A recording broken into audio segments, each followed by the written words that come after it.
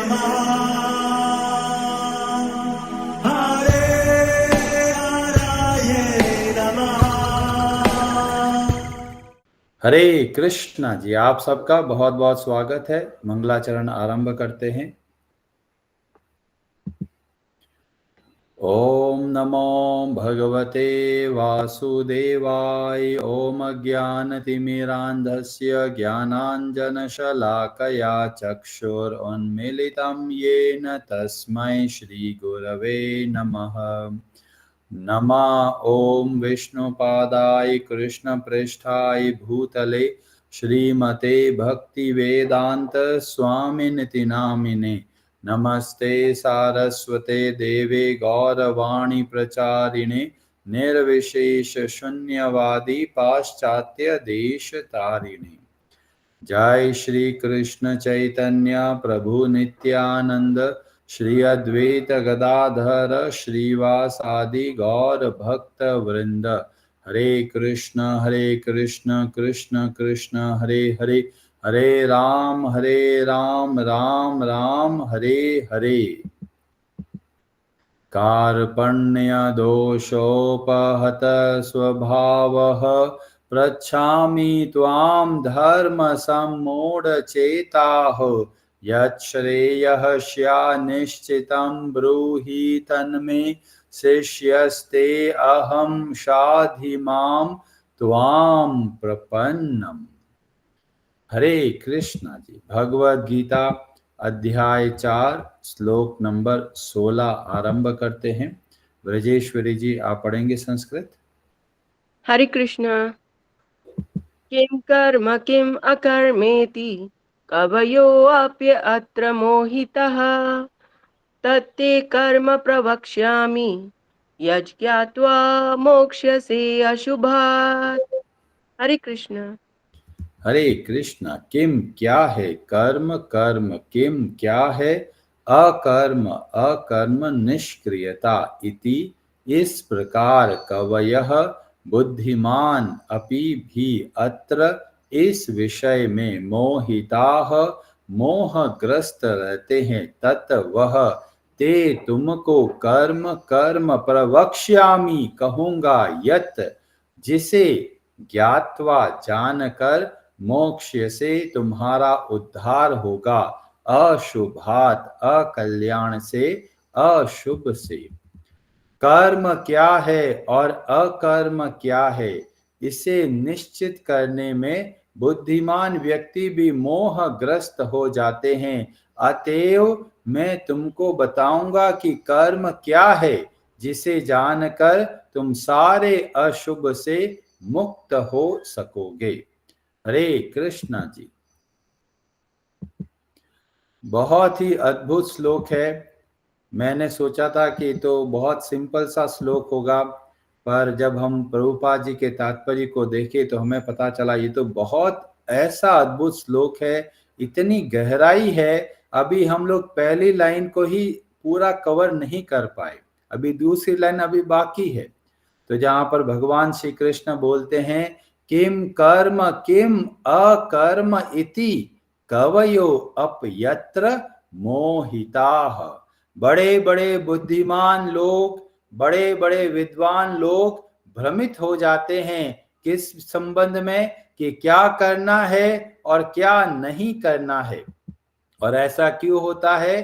क्योंकि हर एक मनुष्य के अंदर 4 दोष होते हैं, जिसकी वजह से वह गलतियां करता है और वो भ्रमित हो जाता है। तब पूरा ज्ञान कैसे मिलेगा? तो पद्म पुराण बताते हैं, 4 संप्रदायों के अंतर्गत जब हम शिक्षा लेते हैं तो वह शिक्षा वास्तव में पूर्ण शिक्षा कहलाती है, और वो वास्तव में हमको जन्म और मृत्यु के चक्कर से बाहर निकाल सकती है। और 4 संप्रदाय बताए गए, श्री संप्रदाय, ब्रह्म संप्रदाय, रुद्र संप्रदाय और कुमार संप्रदाय। ये जब 4 संप्रदायों के अंतर्गत किसी के अंदर शिक्षा लेते हैं तो हम अपना उद्धार कर सकते हैं।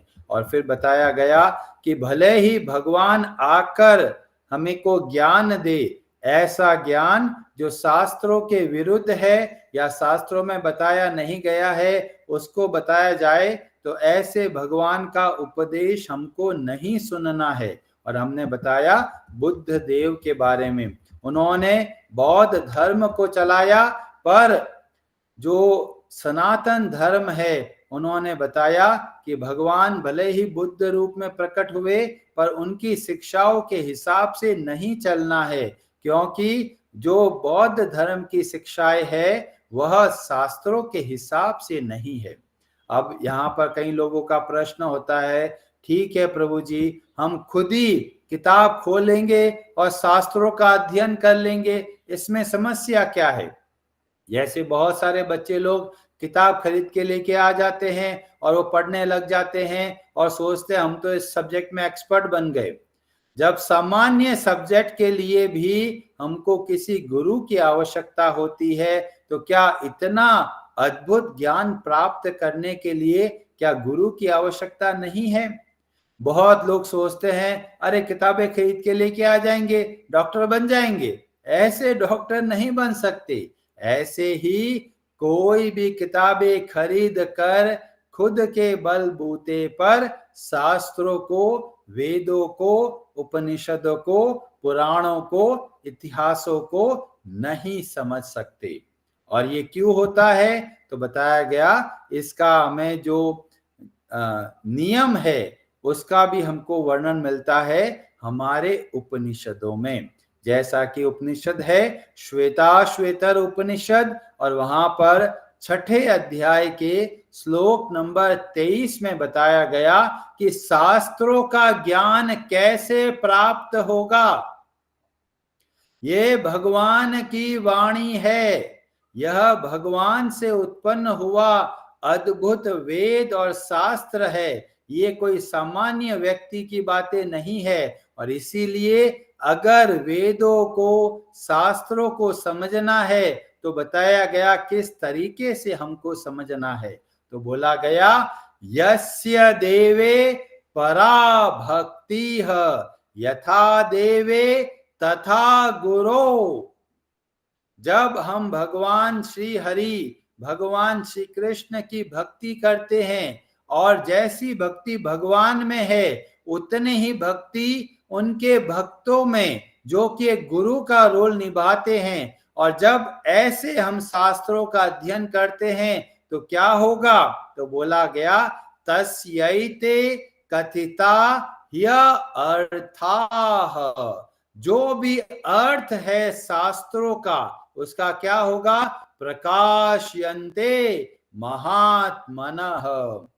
जब हम भगवान की, और जो गुरु है, गुरु कैसे हैं? जो भगवान के भक्त होने चाहिए, नैष्ठिकम, जो शास्त्रों को अच्छे से समझे हुए हैं, जिसको बोला गया श्रोत्रियम, और ब्रह्मनिष्ठम, खुद भी भगवान की भक्ति करते हैं और अन्य लोगों को भी भगवान श्री कृष्ण की भक्ति की शिक्षा देते हैं। जब ऐसे गुरु के प्रति समर्पित रहकर कोई शास्त्रों का अध्ययन करता है तो शास्त्रों का अर्थ प्रकाशित होने लग जाता है। अपने बलबूते पर कोई शास्त्रों को अच्छे से नहीं समझ सकता। जब हम किसी गुरु के अंतर्गत रहकर एक सबमिसिव का भाव रखकर उनके बताए हुए मार्ग के हिसाब से जब चलते हैं तो ही हमको शास्त्र समझ में आते हैं। और ये ऐसा अद्भुत श्लोक है जो हमारे बहुत सारे संदेहों का नाश करता है। जैसे कई लोग बोलेंगे, प्रभु जी 4 संप्रदाय के अंतर्गत भी बहुत सारे गुरु हुए, पर कुछ गुरु तो छोड़ चुके हैं, उन्होंने सही ज्ञान नहीं दिया, उनका तो पतन हो गया। तो ऐसे गुरु क्या वो परंपरा में रहते हुए भी ऐसा कैसे हो सकता है? तो बताया गया, जब अपने गुरु के प्रति समर्पण खत्म हो जाए तब वो वास्तव में अर्थों को नहीं समझ सकता।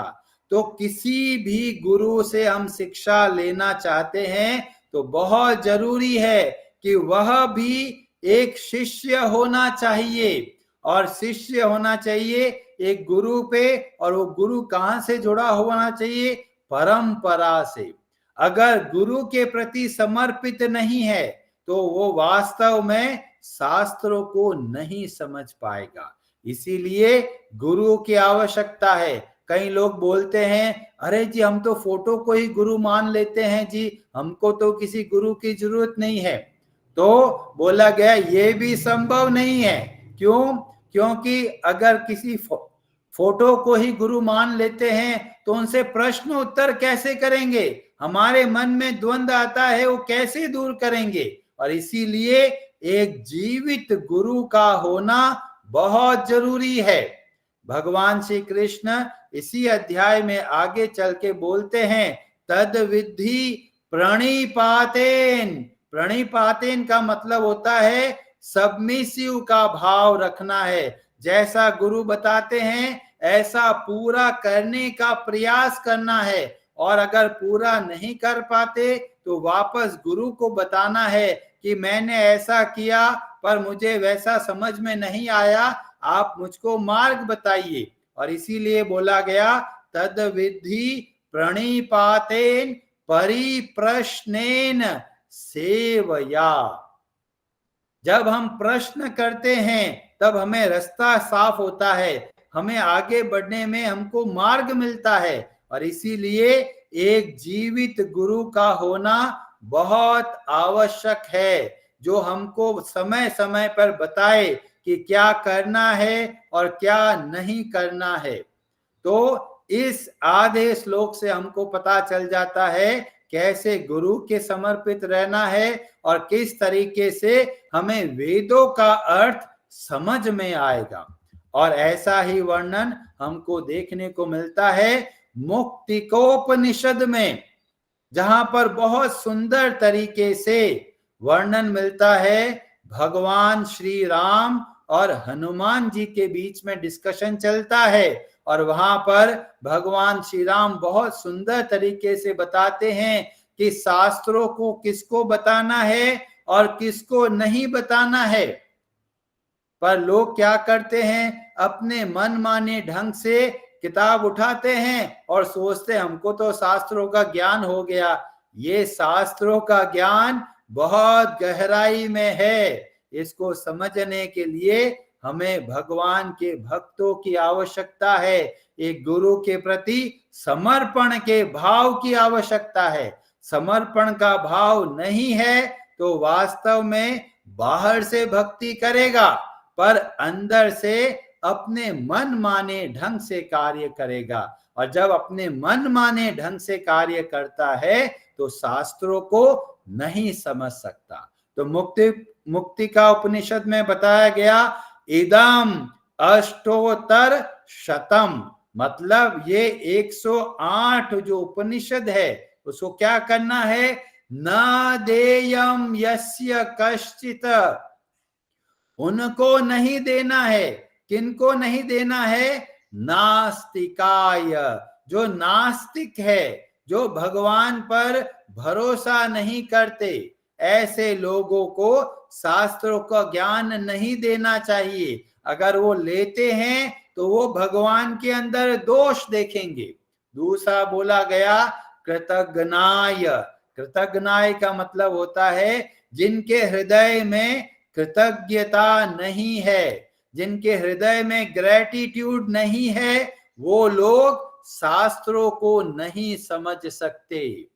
फिर बताया गया दुराचार, जो लोग दुराचारी है, गलत व्यवहार करते हैं, ऐसे लोग भी शास्त्रों को नहीं समझ सकते। फिर बताया गया मद भक्ति विमुखायापि, भगवान श्री हरि की भक्ति नहीं करते, ऐसे लोग भी शास्त्रों को नहीं समझ सकते। फिर बोला गया गुरु भक्ति विहीनाय, गुरु के प्रति समर्पण का भाव नहीं है तो भी ये शास्त्रों को नहीं समझ सकते। और इसीलिए जो लोग मन माने ढंग से शास्त्रों को उठाते हैं और पढ़ना शुरू कर देते हैं तो ऐसे लोग शास्त्रों को कभी भी नहीं समझ पाएंगे। और इसका बहुत सुंदर हमको उदाहरण मिलता है, और ये डिस्कशन मिलता है चैतन्य चरितामृत में, और वहां पर वर्णन मिलता है मध्य लीला के अध्याय 6 में, जहां पर डिस्कशन होता है श्री चैतन्य महाप्रभु और सार्वभौम भट्टाचार्य के बीच में। सार्वभौम भट्टाचार्य जगन्नाथपुरी के जो कुल गुरु या राजगुरु होते हैं, और शंकराचार्य जी की परंपरा के अंतर्गत उन्होंने अद्वैतवाद की शिक्षा ली, और जो अद्वैतवाद की शिक्षा लेकर वो ऐसे राजगुरु थे जिन्होंने बहुत लोगों को अद्वैतवाद के बारे में बताया। अब उनका डिस्कशन चलता है श्री चैतन्य महाप्रभु के साथ में, और चैतन्य महाप्रभु सारे के सारे जवाब देते हैं बहुत उत्तम तरीके से। सार्वभौम भट्टाचार्य जो जो आर्ग्यूमेंट रखते हैं, श्री चैतन्य महाप्रभु उसका बहुत अच्छे तरीके से उत्तर देते हैं, और बाद में सार्वभौम भट्टाचार्य चुप हो जाते हैं, उनके पास कोई और तर्क नहीं रहता। और वहां पर श्री चैतन्य महाप्रभु 3 अद्भुत श्लोक बोलते हैं और बताते हैं कि जो शंकराचार्य जी हुए या उनकी परंपरा से जो शिक्षा प्राप्त किया वो अधूरा ज्ञान है और शास्त्रों के हिसाब से नहीं है, और इसीलिए जो शंकराचार्य जी का फॉलो करते हैं वह भी ज्ञान अधूरा मिलेगा। और फिर बोलते हैं श्री चैतन्य महाप्रभु आचार्येर दोष नहीं, इसमें शंकराचार्य जी का कोई दोष नहीं है। तो बोले ऐसा कैसे हो गया? उन्होंने तो अद्वैतवाद का प्रचार किया। अद्वैतवाद का मतलब होता है आत्मा और परमात्मा एक है, तो उसके अंदर इतना बड़ा दोष है, आत्मा परमात्मा एक हो ही नहीं सकते। पर शंकराचार्य जी ने ऐसा ज्ञान क्यों दिया? तो बोला गया ईश्वर आज्ञा हैला, इनको आदेश मिला। किनका आदेश मिला? भगवान श्री हरि का। जब भगवान श्री का आदेश मिला तो भगवान शिव आए। किस रूप में आए? शंकराचार्य जी के रूप में आए। और उन्होंने क्या किया? तो बोला गया अतएव कल्पना करी। ऐसा बताया। कैसा बताया? अपने मन की कल्पना के हिसाब से बताया। और क्या किया? नास्तिक शास्त्र कैला, ऐसा शास्त्र बताया जो हमको भगवान से दूर लेके चला जाता है। तो लोग बोलेंगे अरे शंकराचार्य जी तो साक्षात भगवान शिव के अवतार हैं, उन्होंने बहुत सुंदर तरीके से अद्वैतवाद का प्रचार किया और हमारे वेदों की स्थापना करी, उनका शास्त्र, उनका ज्ञान में कमी क्यों है? तो बताया कमी इसीलिए है क्योंकि भगवान श्री हरि ने बताया। और श्री चैतन्य महाप्रभु ऐसे ही नहीं बोलते, जैसे ही बोला तुरंत शास्त्र में से वर्णन बताया। और यह वर्णन मिलता है पद्म पुराण में, जिसका डिस्कशन हम लोग करेंगे कल। बहुत अद्भुत डिस्कशन है। हम लोग सदैव कृतज्ञ हैं श्री चैतन्य महाप्रभु के। अगर उन्होंने ये बात नहीं बताई होती तो लोग भटक रहे होते अलग अलग सिद्धांतों में। और इसीलिए जब शास्त्रों का अध्ययन करें तो हृदय में कृतज्ञता का भाव रखिए। जब कृतज्ञता का भाव होगा तो ही हम शास्त्रों को समझ पाएंगे। हरे कृष्णा जी, आप सबका बहुत बहुत धन्यवाद। आप में से किसी का कोई प्रश्न हो तो आप अपना हाथ खड़ा कर सकते हैं। और आज की कथा से क्या शिक्षा मिली, अगर आप कुछ कहना चाहते हैं तो आप कह सकते हैं। रश्मि सना माता जी, श्यामल प्रभु जी, आप कुछ कहना चाहते हैं? हरे कृष्णा प्रभु जी, दंडवत प्रणाम। हरे प्रभु। प्रभु जी thank you so much for wonderful class. प्रभु जी हर एक क्लास हमारे लिए बहुत नेक्टर होती है। प्रभु जी एक मुझे थोड़ा डाउट था, ये पूछना था कि जैसा कि आपने बताया कि अगर वेद जो कह रहे हैं तो वो भगवान भी आकर मना करते हैं, तो हमें भगवान की नहीं सुननी है और वेदों को जो है अपनाना है। जैसे कि आपने वो बुद्ध जो है, भगवान बुद्ध, उनका एग्जाम्पल दिया और शंकराचार्य का। तो प्रभु जी मुझे ये पूछना है कि कहीं ना कहीं हमने शायद इन किसी क्लासेस में ही सुना है कि मतलब भगवान जो है, भगवान जो कहे वही सर्वोपरि है।